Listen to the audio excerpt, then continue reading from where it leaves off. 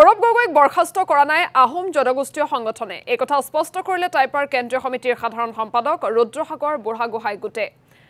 জনজাতিকৰণৰ প্ৰসংগক লৈ আহোম জনগোষ্ঠীৰ প্ৰাৰ্থীয়ে স্পষ্ট মন্তব্য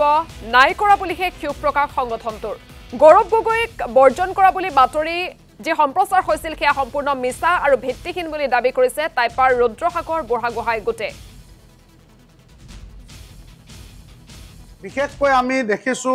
এবাৰ লোকসভাৰ নিৰ্বাচনত আহোম জনগোষ্ঠীৰ পৰা ৩জন প্ৰতিনিধিয়ে এই নিৰ্বাচনত অংশগ্ৰহণ কৰিছে লুইনজ্যোতি গগৈ তপন গগৈ আৰু গৌৰৱ গগৈ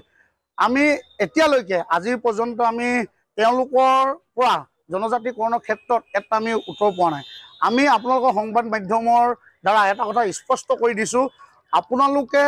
টাইসমূহকে ধৰি ৬ জনগোষ্ঠীৰ জনজাতিকৰণৰ ক্ষেত্ৰত আপোনালোকৰ ভূমিকা কি হ'ব আৰু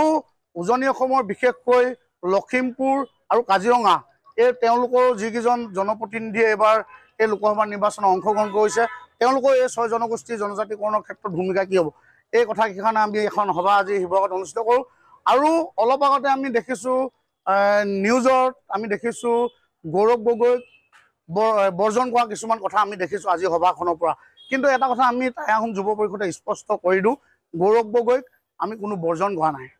বিশেষ